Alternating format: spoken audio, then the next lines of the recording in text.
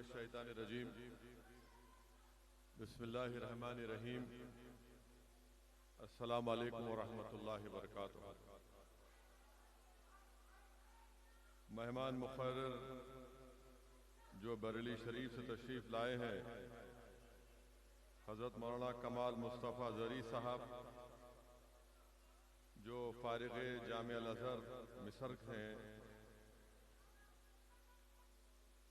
حضرت مولانا اولیاء حسینی صاحب، حضرت مولانا تجمل احمد صاحب کامل جامع نظامیہ، حضرت مولانا طیب مومن صاحب، حضرت مولانا ڈاکٹر سید ولی حسینی قادری صاحب، جناب پاشا بھائی صاحب، متعلقہ مجلس اتحاد المسلمین کے رکن اسمبلی جناب کوثر محی الدین صاحب، مجلس اتحاد المسلمین کے معزز صدر و معتمدین، اراکین بلدیہ، معزز حاضرین اکرام، میں زیادہ دیر آپ کے درمیان میں نہیں رہوں گا کیونکہ مجھے اور بھی دوسری مصروفیات ہیں۔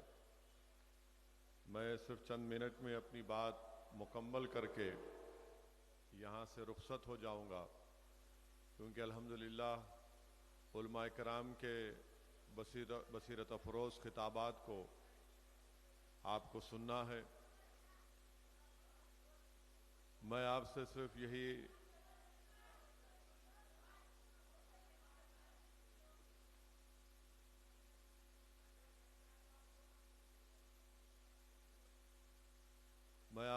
یہی گزارش کرنا چاہوں گا کہ یہ جلسے میلاد النبی صلی اللہ علیہ وسلم ہے، اور میں نے علماء کرام کی زبان مبارک سے سنا کہ امام ابو القاسم سہیلی رحمۃ اللہ علیہ نے فرمایا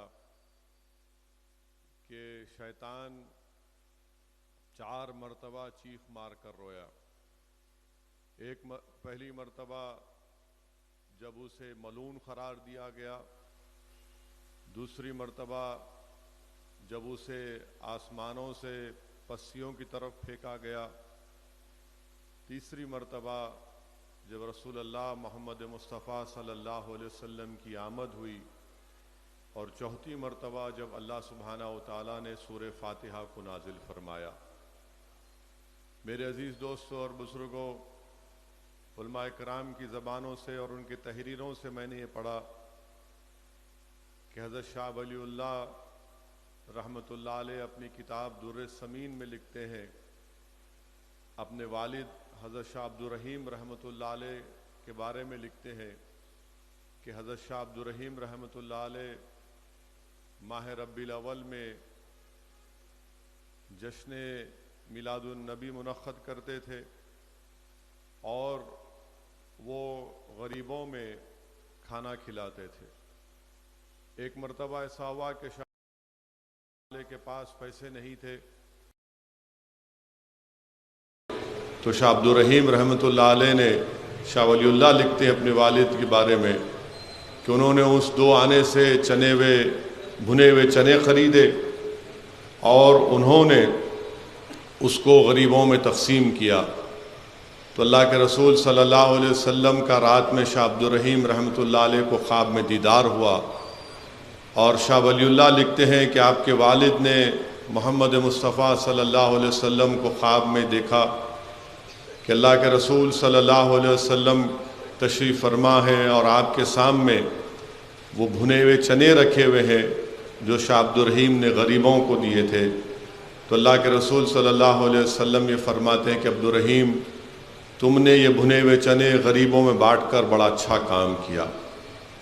وہیں پر میں نے علماء اکرام کی تحریروں سے پڑھا کہ حاجی امداد اللہ مہاجر مکی رحمۃ اللہ علیہ، جو بانی جامع نظامیہ حضرت انوار اللہ شاہ فاروقی رحمۃ اللہ علیہ کے پیر و مرشد بھی ہیں، وہ رسالہ فیصلہ حفظ مسئلہ میں لکھتے ہیں کہ فقیر میلاد کی محفل میں شرکت بھی کرتا ہے، میلاد کی محفل کا انعقاد بھی کرتا ہے، تاکہ اس کو اللہ سبحانہ و تعالیٰ اپنے فیوز و برکات سے نوازے۔ تو مبارکباد کے مستحق ہیں یہ استقبالیہ کمیٹی کے اراکین، جو بڑی ذمہ داری کے ساتھ برسوں سے اس جلسے کا انعقاد عمل میں لا رہے ہیں۔ وہیں پر اگر آپ جامعہ نظامیہ نے ایک کتاب کی اشاعت عمل میں لائی جس کا نام مکارکم الحفاظات، جس میں جامعہ نظامیہ کی ایک طرف سے یہ کتاب اشاعت عمل میں لائی گئی، جس میں لکھا گیا، علماء جامعہ نظامیہ بیٹھے ہوئے ہیں، وہ میری اس بات کا تصدیق کریں گے، جس میں یہ لکھا گیا کہ اللہ سبحانہ و تعالیٰ نے ایک عقیق کی خوبصورت قندیل پیدا کی اور اس میں محمد مصطفیٰ صلی اللہ علیہ وسلم کے نور کو بنا کر اس میں رکھا۔ مانے نور میں رسول اللہ صلی اللہ علیہ وسلم کی شکل وہی تھی جو دنیا میں تھی۔ اس کے بعد اللہ سبحانہ و تعالیٰ نے تمام روحوں کو جمع کیا۔ اللہ سبحانہ و تعالیٰ نے اس کتاب مکارکم الحفاظات میں لکھا گیا کہ اللہ نے تمام روحوں کو جمع کیا اور ان سے کہا کہ اس نور پر حمد و ثنا پڑھو، تسبیح کرو۔ وہ تمام روحیں اس قندیل کے اطراف پھرتی تھیں، اور اس کتاب میں میں نے پڑھا کہ جس نے روح کو اللہ کے رسول صلی اللہ علیہ وسلم کے روح مبارک کو دیکھا، اسی طرح وہ دنیا میں آیا۔ یعنی وہ اس کتاب میں لکھا گیا کہ جس نے رسول اللہ صلی اللہ علیہ وسلم کے نور مبارک کے سر کو دیکھا، اللہ سبحانہ و تعالیٰ نے اس کو بادشاہ بنایا۔ جس نے رسول اللہ صلی اللہ علیہ وسلم کے روح مبارک کے قلب کو دیکھا، قلب مبارک کو دیکھا، وہ عالم دین بنا۔ جس نے رسول اللہ صلی اللہ علیہ وسلم کے نور مبارک میں آنکھوں کو دیکھا، وہ حافظ قرآن بنا۔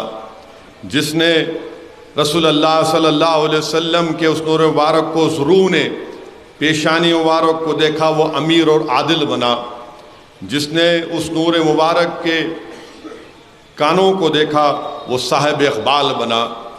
جس نے نور مبارک کے رسول اللہ صلی اللہ علیہ وسلم نور مبارک کے بازوؤں کو دیکھا، وہ مجاہد دیکھا۔ مگر جس نے دیکھا اور بے ادبی سے دیکھا، اللہ نے اس کو کافر اور یہود اور نصارہ بنا کر دنیا میں بھیجا۔ تو میرے عزیز دوستوں اور بزرگوں، اس لیے ہم تمام علماء کرام اپنی بات کے ذریعے ہم تمام سے اس بات کی تلقین کرتے ہیں کہ وہ رسول اللہ صلی اللہ علیہ وسلم کی سنت پر عمل کریں، قرآن پر عمل کریں، اور رسول اللہ صلی اللہ علیہ وسلم سے محبت کریں۔ اور محبت ادب سے آتی ہے، صرف محبت زبان سے ادا کرنے سے محبت نہیں ہوتی ہے، محبت ادب سے آتی ہے۔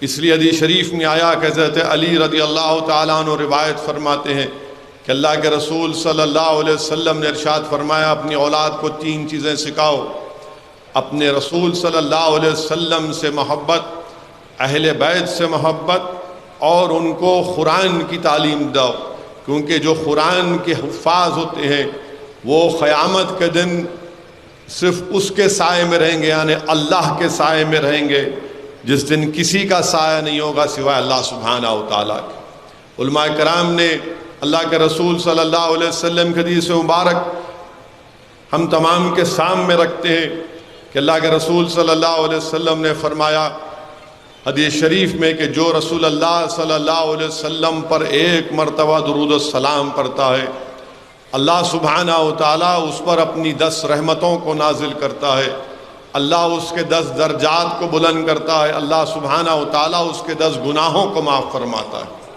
پھر اس کے بعد علماء کرام نے تحریر فرمایا کہ اللہ سبحانہ و تعالیٰ یہ کہتا ہے کہ جس نے اللہ کی اطاعت کی اس نے رسول کی اطاعت کی۔ پھر آگے اللہ فرماتا ہے قرآن کریم میں، جس کا ترجمہ علماء کرام نے کیا کہ جس نے رسول کی اطاعت کی اس نے اللہ کی اطاعت کی۔ پھر سورہ آل عمران میں اللہ سبحانہ و تعالیٰ فرماتا ہے، علماء کرام نے اس آیت کا ترجمہ اس طرح کیا کہ میرے حبیب آپ فرما دیجئے کہ اگر تم اللہ سے محبت کرتے ہو تو میری پیروی کرو تاکہ اللہ تم سے محبت کرنا شروع کر دے۔ اگر کوئی چاہتا ہے کہ اللہ اس سے محبت کرے، علماء کرام اس قرآن کی آیات کے ترجمے اور تفسیر میں لکھتے ہیں کہ اس مسلمان کو اگر یہ چاہتا ہے کہ اللہ اس سے محبت کرے، وہ رسول اللہ صلی اللہ علیہ وسلم کی اطاعت اور پیروی کرے۔ میرے عزیز دوستوں اور بزرگوں، میں آخر میں صرف آپ سے اتنا ہی کہنا چاہوں گا کہ یقیناً ہمارے وطن عزیز میں بہت سے مسئلے اور مسائل ہیں، بہت سی آزمائشوں سے آپ کو اور ہم کو گزرنا پڑ رہا ہے، مگر یاد رکھیے جو قوم ڈر جائے گی وہ مٹ جائے گی، جو قوم ہمت اور حوصلہ اور عزم کے ساتھ ان باطل طوفانوں کے آگے کھڑے ہو کر ان ظالموں سے مقابلہ کرے گی، ایک اتحاد اپنے صفوں میں پیدا کرے گی، تو اللہ سبحانہ و تعالیٰ اس قوم کو صبح قیامت تک زندہ رکھے گا۔ جو قوم باطل طاقتوں کے طوفانوں کے آگے اپنے سر کو نہیں جھکائے گی، بلکہ وہ اپنے دلوں کو اور سر کو اللہ کی بارگاہ میں جھکائیں گے، اپنے دلوں کو رسول اللہ صلی اللہ علیہ وسلم کی غلامی میں جھکائیں گے، اللہ سبحانہ و تعالیٰ ان باطلوں کو طاقتوں کو شکست دے گا اور ہم کو کامیاب اور کامران کرے گا۔ میرے عزیز دوستوں اور بزرگوں، آپ اور ہم اس بات سے بخوبی واقف ہیں کہ ہمارے وطن عزیز میں ایسا کوئی دن نہیں جاتا جہاں پر آپ اور ہم اپنی آنکھوں سے وہ ویڈیو نہیں دیکھ لیتے یا وہ اخبار میں تحریر نہیں پڑھ لیتے کہ جس میں یہ لکھا جاتا ہے یا ہماری آنکھیں دیکھتی ہیں کہ کیسے مسلمانوں پر ظالم ظلم کرتے ہیں۔ میرے عزیز دوستوں اور بزرگوں، 10 اکتوبر کے دن اتر پردیش سلطان پور اسولی میں ایک ویڈیو میں نے دیکھا جس میں ایک پولیس کا آفیسر ہے، اس پولیس کے آفیسر صاحب ان کی زبان اس طرح سے ہے، ماشاءاللہ لگتا ہے کہ وہ ایک اسکول میں پڑھے ہیں جہاں پر ان کو مسلمانوں سے نفرت اور کتابوں کی جگہ ان کو گالیاں سکھائی گئی ہیں۔ وہ پولیس آفیسر صاحب کیا کہتے ہیں کہ چن چن کے ماروں گا، مٹی میں ملا دوں گا اور ان کے گھر بلڈوزر سے گریں گے، جو بھی نرنے ہوگا یعنی فیصلہ ہوگا آپ کے ہت میں ہوگا یعنی آپ کے حق میں ہوگا۔ ہم یہ پوچھنا چاہ رہے پولیس آفیسر صاحب سے کہ ایک واقعہ کیا ہے؟ واقعہ یہ ہے کہ جلوس جا رہا تھا 10 اکتوبر کی رات کو اور مسجد کے سامنے ہمیشہ باجا بجایا جاتا ہے، بلکہ میں نے ایک کتاب میں پڑھا تھا کہ شاید وہ RSS کے بانی تھے یا پھر گلوالکر تھے جو اپنی کتاب میں لکھے کہ انہوں نے شروع کیا تھا RSS کے بانی نے کہ مسجد کے سامنے جاؤ اور جلوس نکالو اور ڈھول بجاؤ۔ RSS کے بانی نے لکھا ہیک ڈیور نے کہ جب لوگ ڈر رہے تھے اس زمانے میں ڈھول بجانے تو وہ خود اپنے گلے میں ڈھول ڈال کر بجانا شروع کر دیا مسجد کے سامنے۔ تو اس وقت سے RSS کی کوشش رہی اور اس مسجد کے سامنے یہی ہوا، اور اس کے بعد آپ جانتے ہیں کہ تم یہ مت بجاؤ، تم چیخے مت مارو، نعرے مت مارو، پتھرم بازی ہوئی، اور اس کے بعد مسجد کی بے حرمتی کی گئی۔ اسولی میں ایک محمد ساگر صاحب کے گھر کو لوٹا گیا اور 50 لوگوں پر مقدمہ عائد کیا گیا، اور ماشاءاللہ سے پورے مقدمے سے مسلمانوں پر عائد ہوئے، اور وہاں پر کوئی جاتا نہیں اس مسجد کو دیکھنے کے لیے بھی، کیونکہ سلطان پور اتر پردیش میں۔ بلکہ میں تو چاہوں گا کہ آپ لوگ وہ پولیس آفیسر کی زبان سنیے تاکہ دنیا کو معلوم ہو جائے کہ کس طرح کی زبان وہ پولیس آفیسر استعمال کر رہے ہیں، اور لوگ یہ بھی دیکھ لیں کہ جو لوگ مجلس پر اور اسد الدین اویسی پر الزام لگاتی ہیں کہ اویسی بھڑکاؤ بھاشن دیتا ہے، آپ سنیے وہ معزز پولیس آفیسر کی زبان کو، اور اس کے بعد آپ خود سمجھ جائیں گے۔ بلکہ آپ کو ان کی زبان سنانے سے پہلے یہ بتانا ضروری سمجھتا ہوں کہ ہر پولیس والا یہ حلف لیتا ہے۔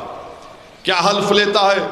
کہ میں حلف پختہ طور پر حد لیتا ہوں کہ میں بھارت اور قانون کے ذریعے قائم کردہ بھارت کی آئین کے ساتھ ایمان اور سچی وفاداری رکھوں گا، کہ میں بھارت کی خود مختاری اور سالمیت کو برقرار رکھوں گا، اور یہ کہ میں اپنے دفتر کے فرائض و وفاداری سے انجام دوں گا، ایمانداری اور غیر جانبداری سے کام کروں گا۔ اب آپ اس محترم کے تقریر کے الفاظ سنیے، دیکھیے۔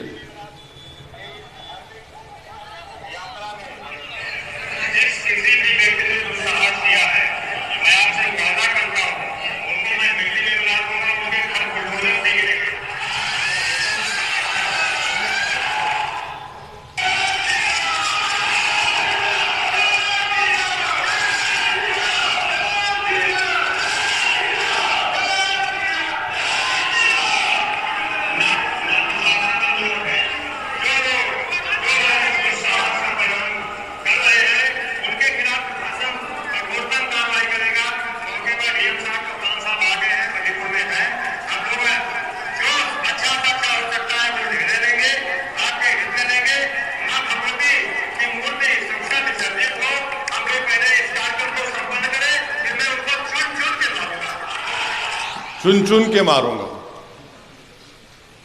مانے ہم کیا کوئی گاجر مولی ہیں؟ نہیں، یہ ہو رہا ہے، یہ ہو رہا ہے۔ اس پر بھارت کے پردھان منتری کچھ نہیں بولیں گے، اتر پردیش کے مکھیہ منتری کچھ نہیں بولیں گے، چن چن کر ماروں گا۔ یعنی جو لوگ مسجد میں جا کر بے حرمتی کیے، چن چن کے ماروں گا، مٹی میں ملا دوں گا، ان کے گھر بلڈوزر سے گریں گے، جو بھی نرنے ہوگا آپ کے حق میں ہوگا۔ یہ پولیس کا کام ہے کیا؟ کہ جو مسجد میں گھس کر تباہ کیے، جو محمد ساگر صاحب کے گھر کو لوٹے، ان کو کیا کریں گے آپ؟ جنہیں ساگر صاحب کے گھر کو لوٹا، جنہوں نے مسجد کو، اصولی کی مسجد کو جلایا، ان کو کیا پھول کا ہار پہنائیں گے؟ یہ ہمارے وطن عزیز میں ہو رہا ہے۔ اور پھر 12 تاریخ کو گروگرام میں بھورا کلا گاؤں میں 2013 میں ایک مسجد بنائی گئی۔ بارش ہوئی تو چھت بنا رہے تھے، دن میں 200 لوگ آ کر گڑبڑ کیے، پھر رات میں 4 لوگ عشاء کی نماز پڑھ رہے تو اندر گھس کے ان 4 لوگوں کو مارا اور پیٹا۔ اب بتائیے آپ، یہ دلی سے 40 منٹ کے فاصلے پر یہ بھورا کلا گاؤں ہے۔ لوگ مجھے بدنام کرتے ہیں کہ ویسی اپنی تقاریر، میرے بھائی میں تو یہ آپ کر رہے ہیں، آپ کی حکومت ہے ہریانہ میں، اتر پردیش میں آپ کی بی جے پی کی سرکار ہے، اور اس طرح سے وہاں پر برتاؤ کیا جا رہا ہے۔ اور پھر کہتے ہیں کہ نہیں، سب کا ساتھ، سب کا وکاس، سب کا وشواس، سب کا، یعنی کہاں سب کا ساتھ، کہاں سب کا وشواس، کہاں سب کا وکاس۔ ایک پولیس کا عہدیدار وردی میں کھڑے ہو کر کہہ رہا ہے کہ چن چن کے ماروں گا، مٹی میں ملا دوں گا۔ جو مسجد گروگرام میں بنائی گئی، اس میں گھس کر 200 لوگ گھس کر مسجد کی بے حرمتی کرتے ہیں۔ میرے عزیز دوستوں اور بزرگوں، یہ واقعات ہمارے ملک میں روز رونما ہو رہے ہیں، اور میڈیا بہت کم دکھاتا ہے، اور جب میڈیا دکھاتا ہے تو کہتا ہے کہ نہیں وہ مسلمان گڑبڑ کیے تھے، مسلمان ایسا کیے تھے۔ اصولی میں سلطان پور میں اب تک کوئی نہیں گیا۔ میں اس لیے کہہ رہا ہوں اس جلسے میں کہ تاکہ کم سے کم سلطان پور اصولی کے اس رہنے والوں کو معلوم ہو جائے کہ دنیا گنگی اور بہری نہیں ہے، ابھی ایک دیوانہ باقی ہے جو تمہارے ظلم کی داستان کو عوام میں اور دنیا کے سامنے رکھتا آیا اور رکھتا رہے گا، اور ہم غلط کو غلط کہیں گے۔ پولیس کا آفیسر کا کام یہ نہیں ہے کہ وہ کسی بھی ایک سمودائے کی، ایک مذہب کی طرفداری کرے، وہ انصاف کا کام کرے۔ مسلمان غلطی کرتا، مسلمان پر کیس بک کرو، کوئی غیر مسلم کرتا اس پر کیس بک کرو، مگر ایک طرفداری کرنا یہ کون سی لا اینڈ آرڈر کی پالیسی ہے؟ کیا یہ مسلمانوں میں عدم تحفظ نہیں پیدا کرتا ہے؟ کیا یہ مسلمانوں میں اس بات کا پیغام نہیں دیتا کہ تمہاری جان کی، تمہاری مسجد کی کوئی قیمت نہیں ہے؟ میرے عزیز دوستوں اور بزرگوں، اسی لیے ہم کو اور آپ کو اپنی صفوں میں اور اتحاد کو مضبوط کرنا ہے، ظلم کے خلاف آواز اٹھانا ہے، ڈرنے اور گھبرانے کی ضرورت نہیں ہے۔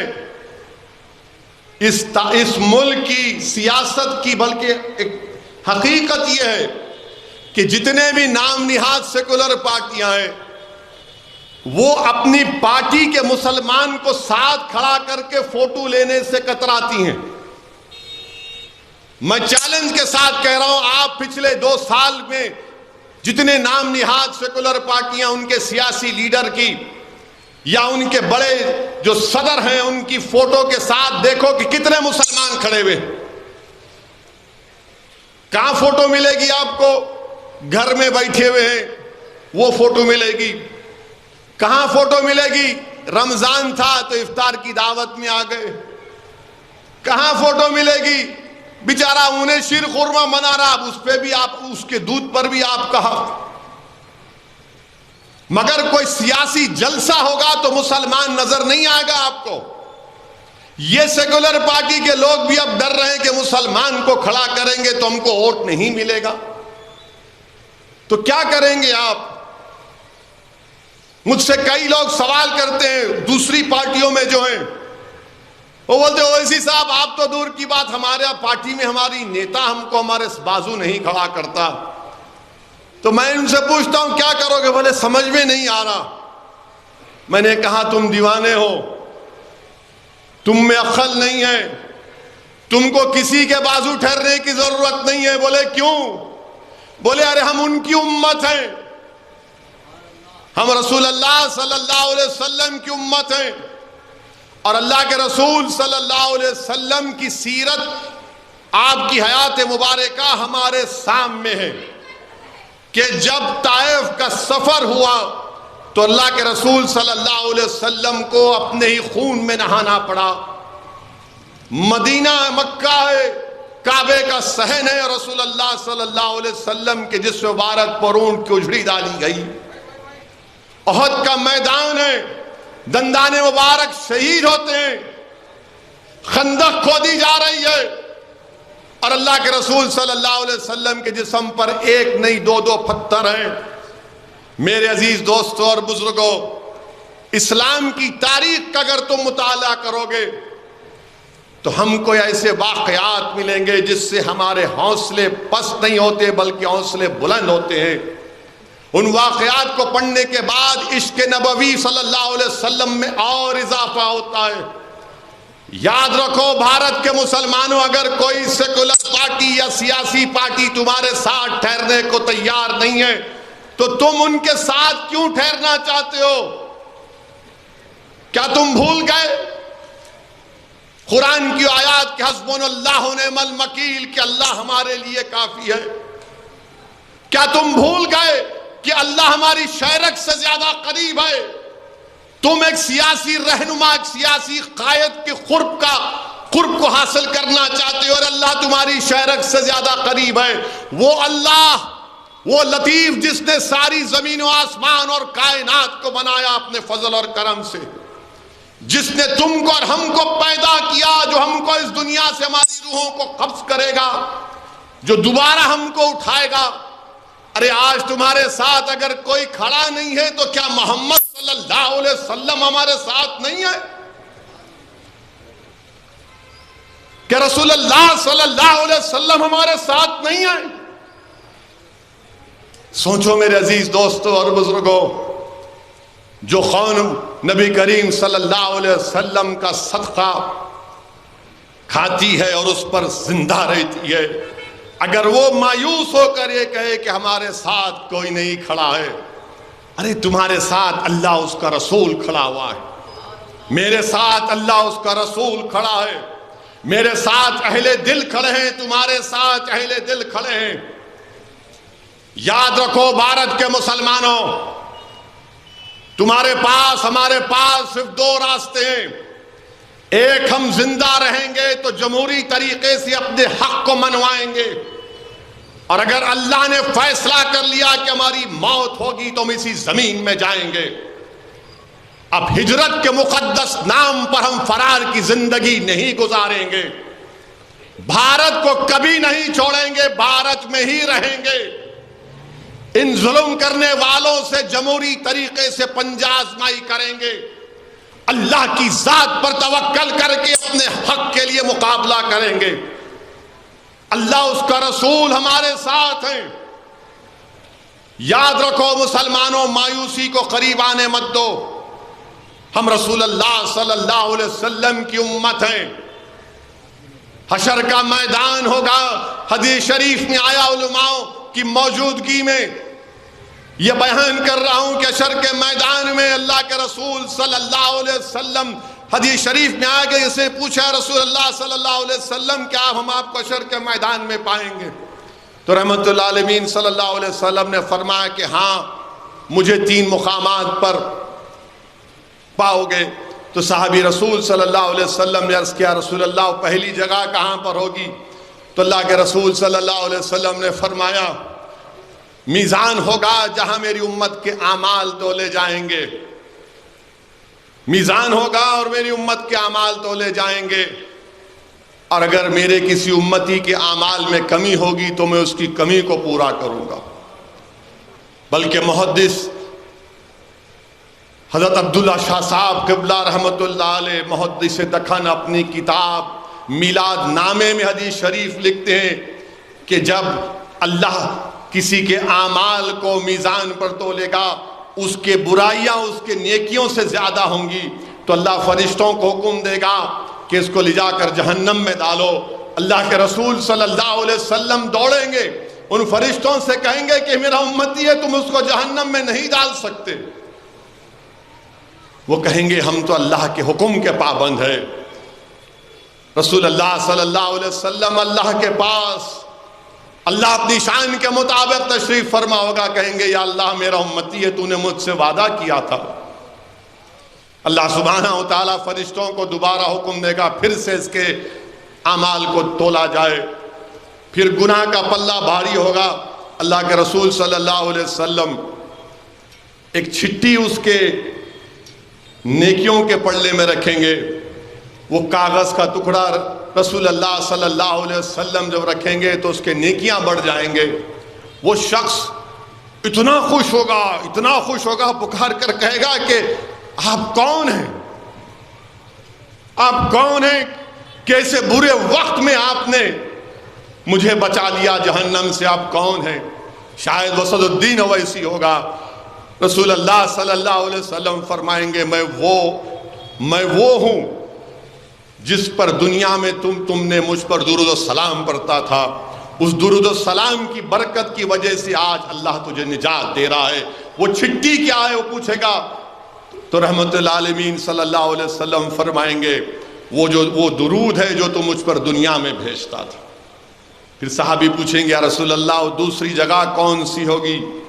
تو اللہ کے رسول صلی اللہ علیہ وسلم فرمائیں گے کہ حشر کے میدان میں میری امت پیاسی ہوگی، میں حوض کوثر پر رہوں گا اور اپنی امت کی پیاس کو بجھاؤں گا۔ پھر صحابی پوچھیں گے یا رسول اللہ صلی اللہ علیہ وسلم وہ تیسری جگہ کون سی ہوگی؟ تو رسول اللہ صلی اللہ علیہ وسلم فرمائیں گے، ارشاد فرمائیں گے کہ پل صراط ہوگا، جبریل امی اپنے پر بچھائے ہوں گے اور میں اللہ سے دعا کروں گا کہ رب سلم، یا اللہ سے دعا کریں گے رسول اللہ یا اللہ کہ میری امت کو سلامتی سے گزار دے۔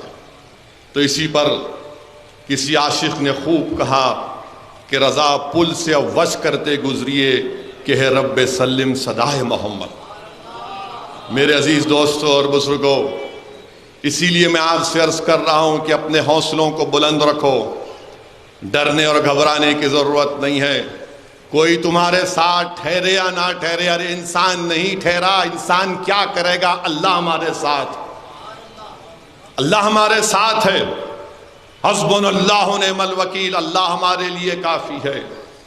انسان ٹھہر کر بھی کیا کر سکتا ہے؟ اگر میرے مقدر میں لکھا جا چکا ہے تو اللہ پر کامل یقین رکھنا، اللہ اس کا رسول صلی اللہ علیہ وسلم ہمارے ساتھ۔ یہ سرزمین اولیاء اللہ کے آستانوں سے بھری پڑی ہے، اور ہر سلسلہ آپ کو کہتا ہے کہ فنا فی اللہ، فنا فی الرسول، فنا فی الشیخ۔ میرے عزیز دوستوں اور بزرگوں، ہم دین کو مضبوطی سے تھام لیں، دین پر چلیں۔ آج ہمارے ملک میں سپریم کورٹ کا ایک فیصلہ آیا جس میں کہا گیا، مختلف 2 فیصلے آئے۔ ایک جج صاحب نے حجاب کے اوپر، ایک جج صاحب نے ایک فیصلہ دیا، دوسرے جج صاحب نے ایک اور فیصلہ دیا۔ تو 3.5 گھنٹے آج ماشاءاللہ ٹی وی پر ہم کو بٹھایا گیا، اور سوالات تو ہم سے ہی ہوتے ہیں۔ اللہ کا کرم تھا، صدقہ تھا نبی کریم صلی اللہ علیہ وسلم کا، اولیاء اللہ کی دعائیں تھیں، شیخ ابوالحسن شاذلی کا خاص کرم تھا۔ میرے عزیز دوستوں اور بزرگوں، اس ملک میں ہمارے وطن عزیز کو، جس کو ہمارے بزرگوں نے اپنے خون پسینے سے اس کو انگریزوں کی غلامی سے آزاد کروایا، جس میں علامہ فضل خیر آبادی کی عظیم قربانی، جنہوں نے کالا پانی کی سزا کو قبول کیا، وہیں آپ شہید ہو گئے۔ آج وطن عزیز میں ہم سے کہا جا رہا ہے کہ آپ کی بیٹیاں حجاب کیوں پہنتی ہیں؟ حجاب کے تعلق سے کہا جا رہا ہے کہ نہیں، یہ تو آپ کی بیکورڈنس کی، پسماندگی کی نشانی ہے۔ ہم یہ کہہ رہے ہیں کہ حجاب پہنتے اس لیے ہیں کیونکہ قرآن میں اللہ نے حکم فرمایا، اور حجاب بھارت کے سمویدھان میں، بھارت کے آئین کے مطابق رائٹ ٹو چوائس ہے، میری پسند ہے۔ بھارت کے آئین میں کلچر، رائٹ ٹو کلچر ہے، تہذیب کا حصہ ہے۔ ہم اس لیے پہنتے ہیں۔ اگر سر پر کوئی ہماری بیٹی ایک کپڑا پہنتی ہے تو اس کا یہ مطلب نہیں ہے کہ اس نے اپنے دماغ کو کور کر لیا۔ مگر یہ ہمارے ملک میں بہت سے لوگ ہیں، چاہے وہ RSS کی آئیڈیالوجی سے متاثر ہوں یا اپنے آپ کو بڑا پروگریسو کہتے ہیں، سب کہتے ہیں کہ ارے نہیں، حجاب کیوں پہننا؟ ہم ان سے کہنا چاہ رہے ہیں کہ کیا ہم آپ کو بول رہے ہماری طرح شیروانی ٹوپی پہنو؟ کہ ہم آپ کو بول رہے کہ جو ہمارے مہمان مقرر ہیں ان کی طرح لباس پہن لو؟ آپ لباس پہنو، جو لباس آپ کو پہننا ہے پہنو، مگر ہماری بیٹیاں پہنتی ہیں، ہماری بچیاں پہنتی ہیں تو آپ کو بڑی تکلیف۔ نہیں، مسلمان اپنے گھر میں بچیوں کو زبردستی کرتے ہیں، بچیوں کو زبردستی کرتے ہیں۔ کہاں کرتے بتاؤ؟ نہیں، وہ 6 سال کی بچی کی فوٹو ہے، ارے وہ 6 سال کی بچی کی فوٹو ہے، وہ پہنا دیے ہوں گے تو اچھی دکھتی بول کے، مگر کیا زبردستی کرتے؟ نہیں، آپ زبردستی کرتے۔ ارے زبردستی کیسا کرتے؟ حیدرآباد کی سڑکوں پر سب سے خطرناک موٹر سائیکل اور گاڑی کوئی چلاتا ہے تو ہماری بہنیں چلاتی ہیں برقعے کے ساتھ۔ کبھی ان کے پیچھے موٹر سائیکل گاڑی لے کے نہیں جانا آپ۔ نہیں، میں خود گواہ ہوں اس کا۔ ہمارے ڈرائیور صاحب کو بولتا ہوں، میاں ذرا احتیاط سے، محترمہ گاڑی چلا رہے۔ اب یہ لوگ جو دلی کے ٹی وی اسٹوڈیو میں بیٹھ کے بولتے ہیں، ایک دن ان کو بچی کے پیچھے موٹر سائیکل پہ بٹھاتا ہوں ہیلمٹ پہنا کے، ہماری بیٹی تم کو کیسا چلاتی، تم کو پتا چلے گا کہ کتنا جو جبر اس کو کیا جا رہا ہے، کتنی زبردستی کی جا رہی ہے۔ ایسا موٹر سائیکل جاتی کہ صراط مستقیم ہے، نہ کو رائٹ نہ لیفٹ، سیدھا بس۔ آپ بول رہے نہیں، مسلمان بچیوں کو زبردستی کرتے، ڈراتے۔ کہاں ڈراتے؟ کون ڈرتا آج کے زمانے میں؟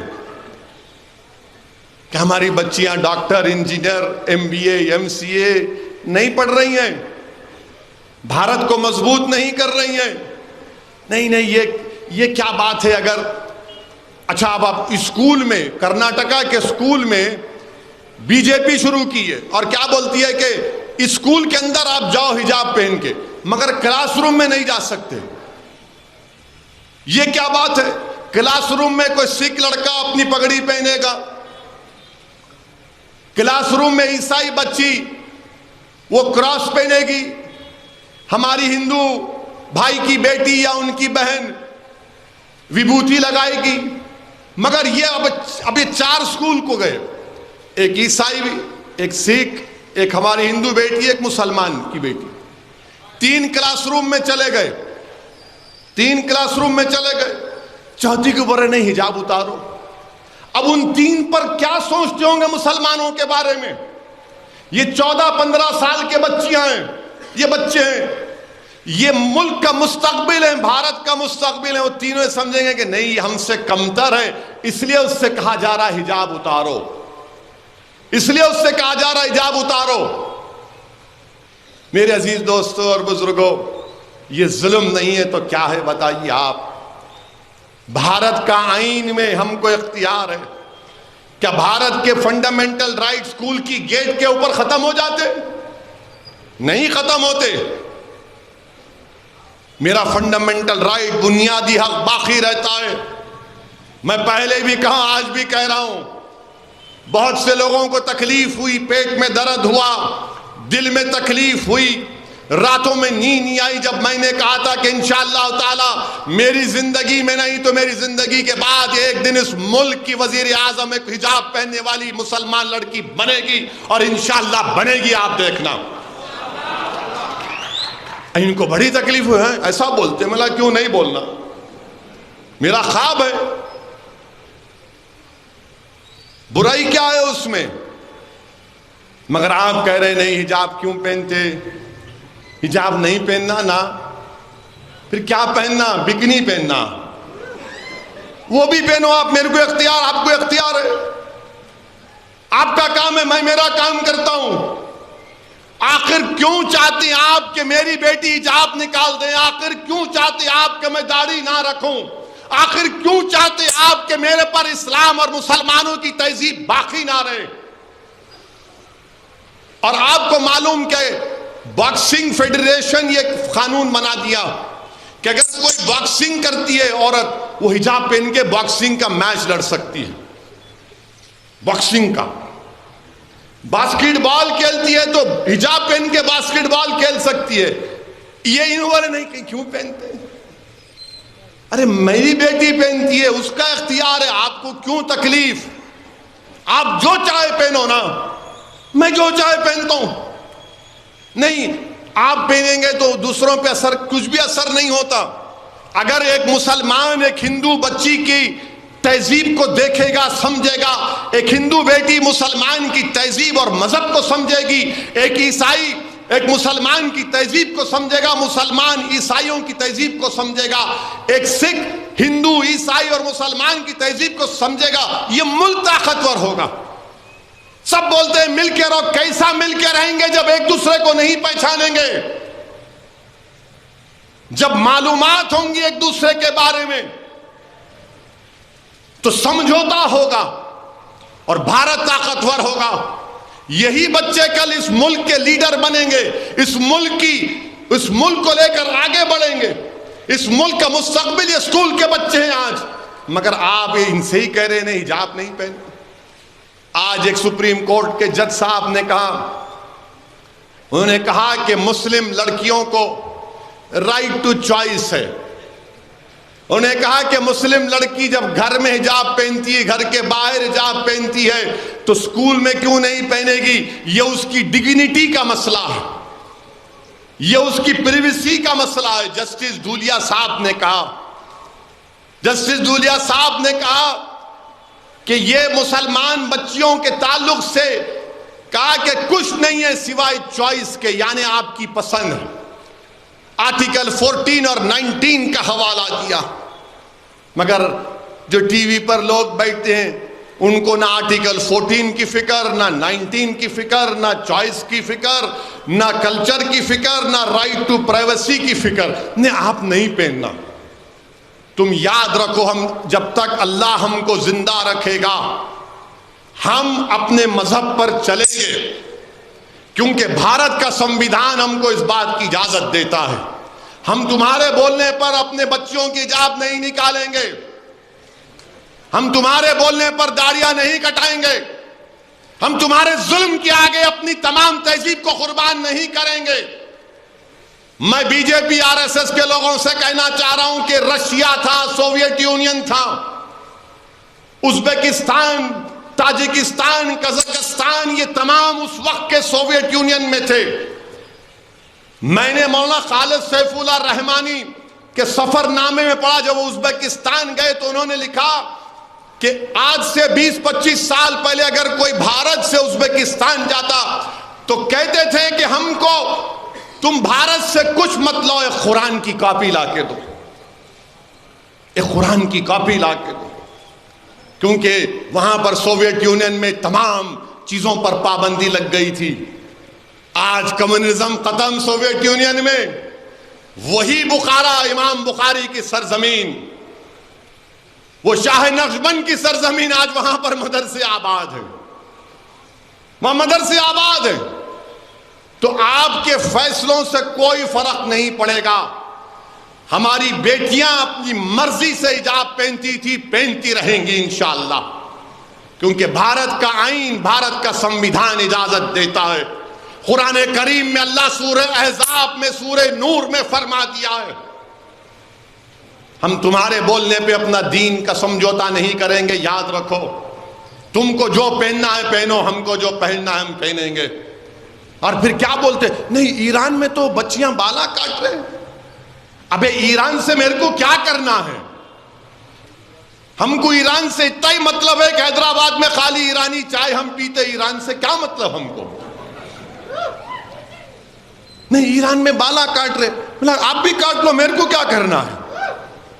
تو ٹی وی پر ایک انگریزی ٹی وی چینل پہ ایک محترمہ اپنا بال کاٹ لیے، میڈیا والے پوچھے ان پر کیا تبصرہ کریں گے؟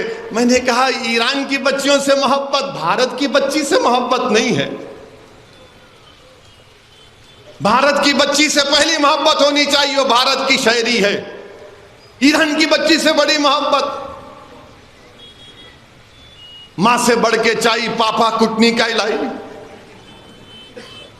اما ایران، ارے میرے کو کیا کرنا ہے ایران سے؟ نہیں ایران، میرے ایران میں ہو رہا، بھارت میں کیا ہو رہا وہ بتاؤ۔ آپ مودی سے پوچھو ایران میں کیا ہو رہا بولو، وہ بھارت سرکار کا کام ہے۔ ایران میں جو ہو رہا محبت، وہ فلسطین میں جو گھراں توڑے جا رہے، وہ فلسطین میں معصوم 10 سال کے بچوں کو گولیاں ماری جا رہی، بیت المقدس کے تقدس کو پامال کیا جا رہا کہ تمہاری زبانیں بند کیوں ہو جاتی ہیں جب بیت المقدس اور مسجد اقصی کا نام آتا ہے؟ اگر ایران کی مہیلاؤں سے محبت ہے تو فلسطین کے بچوں سے کیوں محبت نہیں؟ ایران کے مہیلاؤں سے محبت ہے تو بھارت کی بیٹیوں سے کیوں محبت نہیں ہے تم کو؟ یہ کون سی راشٹرواد ہے، یہ کون سی ملک سے محبت ہے کہ ایران کی بچیوں سے محبت اور بھارت کی بیٹیوں سے نفرت؟ یہ تمہاری محبت ہے؟ ارے اگر ان کو اختیار ہے نقاب حجاب نہیں پہننے کا، چادر نہیں پہننے کا، تو یہاں بھی بچیوں کو اختیار ہے حجاب پہننے کا۔ چوائس اگر وہاں نہیں ہے تو یہاں تو ہے۔ میرے عزیز دوستوں اور بزرگوں، میں آخر میں اپنے نوجوانوں سے بھی اپیل کروں گا کہ نشے کو چھوڑو، نشے کو چھوڑو، یہ شراب اور ڈرگس کو چھوڑو۔ اللہ کے رسول صلی اللہ علیہ وسلم کے عشق کے نشے میں ایک مرتبہ ڈوب جاؤ۔ میں پھر سے کہہ رہا ہوں کہ تم نے شراب اور نشہ کر کے تم دنیا پر بوجھ بن گئے، تم رسول اللہ صلی اللہ علیہ وسلم کے عشق کے نشے میں ڈوبو گے تو اللہ تم کو دنیا کا امام بنائے گا۔ نوجوانوں، ایک صحابی رسول تھے ابو محجن نام تھا ان کا، شراب پیتے تھے، اور شراب پیتے تھے تو ان کو سزا ملتی تھی شریعت کے اعتبار سے۔ تو ایک مرتبہ حضرت عمر رضی اللہ تعالی عنہ کے خلاف دور خلافت میں سعد بن ابی وقاص کی قیادت میں قادسیہ کی جنگ میں وہ شریک ہوئے۔ سعد بن ابی وقاص نے دیکھا یہ صحابی ابو محجن رضی اللہ تعالی عنہ شراب پیے ہیں، تو بولے اب بس بہت ہو گیا، ان کو لے گئے اور ایک خیمے میں ان کو رسیوں سے باندھ دیے، بولے اب تم قادسیہ کے اس جہاد میں شرکت نہیں کرو گے۔ وہ بہت روئے، چیخے مار مار کر روئے کہ سعد بن ابی وقاص مجھے اس نعمت سے محروم مت کرو۔ بولے نہیں، تم اپنی عادت سے باز نہیں آؤ گے، تم جہاد سے محروم ہو جاؤ گے۔ اتنا روئے، اتنا پکارے کہ سعد بن ابی وقاص رضی اللہ تعالی عنہ کی زوجہ جن کا نام حضرت سلمہ ہے، ان کی چیخوں کی آواز، رونے کی آواز سن کر دیکھی کیا ہے کہ ابو مجن رضی اللہ تعالی عنہ رسیوں سے جکڑ دیے گئے۔ بولے کیا ہے؟ بولے کہ میں اس بری عادت میں مبتلا تھا اور سعد بن ابی وقاص نے مجھے رسیوں سے باندھ دیا اور مجھے محروم کر دیا ایرانیوں سے مقابلہ کرنے سے۔ بولے کہ اللہ کے لیے تم کو اللہ کا واسطہ مجھے ایک مرتبہ کھول دو، میں تم سے وعدہ کر رہا ہوں کہ اللہ کی راہ میں جا کر جہاد کروں گا، ایرانیوں سے مقابلہ کروں گا اور واپس آ جاؤں گا۔ بہت منتیں کی۔ حضرت سلمہ نیک عورت تھی، وہ ان کے جذبے سے بڑی متاثر ہوئی، ان کو رسیوں سے کھولا تو سعد بن ابی وقاص دیکھتے ہیں کہ ایک شخص کے چہرے پر کپڑا بندھا ہوا ہے، وہ ایرانیوں کی صفوں میں گھستا ہے اور ان کو نیست و نابود کرتے جاتا ہے، چہرہ نہیں دکھتا۔ وہ پریشان ہوتے کون ہے یہ جو بے انتہا اکیلے گھس رہا ہے؟ خیر جنگ اللہ سبحانہ و تعالیٰ نے کامیابی دی نبی کریم صلی اللہ علیہ وسلم کے صدقے میں۔ پھر وہ دوبارہ حضرت ابو مجن جا کر ان کو پھر جو وعدہ کیے تھے رسیوں سے باندھ دیا جاتا۔ وہ سعد بن ابی وقاص جا کر اپنی زوجہ حضرت سلمہ سے پوچھتے میں ایک آدمی تھا، چہرے اس کا چہرہ دکھ نہیں رہا تھا، کون تھا وہ؟ بولتے کہ آپ جانتے کون ہے وہ؟ ابو مجن تھا۔ بولے جس کو میں نے باندھ کر گیا، کس نے چھوڑا اس کو؟ وہ کہتی ہے کہ میں نے چھوڑا۔ وہ روتے ہیں اور جا کر لپیٹتے ہیں اور ان سے کہتے ہیں کہ ابو مجن میں نے تجھے غلطی کی سزا دی کہ؟ وہ کہتے ہیں کہ نہیں سعد بن ابی وقاص مجھے معاف کر دو آپ۔ دونوں لپٹ کر خوب روتے ہیں کہ میں اپنی غلطی کو مان لیا اور آج سے کبھی نشے کو ہاتھ نہیں لگاؤں گا۔ نوجوانوں یاد رکھو تم قوم کا، اس ملک کا مستقبل ہو۔ تم اگر نشے میں اپنی زندگی کے وقت کو برباد کر رہے ہو کہ تم ملک اور قوم کے وقت کو برباد کر رہے ہو۔ سبق سیکھو ابو مجن رضی اللہ تعالی عنہ سے، سبق سیکھو اس سے۔ وہ رو رو کر توبہ کیے اور سعد بن ابی وقاص بھی رو رو کر ان سے کہے کہ میں تم کو سزا نہیں دوں گا۔ نوجوانوں تم رسول اللہ صلی اللہ علیہ وسلم کی محبت کے، عشق کے نشے کی عادت ڈالو، وہ تم کو دین اور دنیا میں کامیاب کرے گا۔ ورنہ اگر تم یہی چرس، گانجا، یہ ٹیبلٹ کھا کر، گٹکے میں گانجا ملا کر تم اپنی زندگی کو برباد کرو گے تو یاد رکھو آج تمہاری بیٹیوں سے کہا جا رہا حجاب مت پہنو، تمہاری مسجدوں میں گھس کر عشاء کی نماز میں گروگرام میں خلل اندازی کی جا رہی، تم کو روڈ پر لا کر گجرات میں لٹوں سے مارا جا رہا ہے، دنیا کو بٹھا کر تمہارے تماشا دکھا کر مارا جا رہا ہے۔ نوجوانوں تم بھارت کے اور مسلمانوں کے مستقبل ہو، تم رسول اللہ صلی اللہ علیہ وسلم کے غلامی کے طوق کو اپنے گلوں میں ڈالو، تم مکمل اسلام میں داخل ہو جاؤ، تم اللہ اور رسول سے محبت کرو، دنیا میں کسی چیز کی ضرورت نہیں ہے، خوب درود و سلام پڑھو، اللہ کے رسول صلی اللہ علیہ وسلم پر اپنے حوصلوں کو بلند رکھیے، ہمت سے کام کریے، ڈرنے اور گھبرانے کی ضرورت نہیں ہے۔ یہ دیش ہمارا تھا اور ہے اور رہے گا۔ ہم انشاءاللہ تعالی اس اللہ کی ذات پر پورا توکل کر کے اپنے پورے سنویدھان میں جو حقوق دیے گے اس حقوق کو حاصل کریں گے۔ اور یاد رکھو اگر کوئی تمہارا ساتھ نہیں دیتا تو اللہ ہے ہمارے لیے۔ اللہ پر یقین رکھو، اللہ پر کامل یقین رکھو۔ کوئی کہے گا کہ کون تمہارے ساتھ ہے، تم اکیلے ہو، یقیناً مجھے بھی احساس ہوتا ہے کہ بعض وقت کون ہے اس امت مظلومہ کے لیے، تو دل میں اچانک آواز آتی ہے کہ دیوانے کہ اللہ اس کا رسول تیرے لیے کافی نہیں ہے۔ تو میرے عزیز دوستو یہی چند گزارشات مجھے آپ تک کہنا تھا۔ میں معذرت چاہتا ہوں کہ علماء کرام کی موجودگی میں میں نے اپنی بات کو رکھا۔ وآخر الدعوانا الحمدللہ رب العالمین۔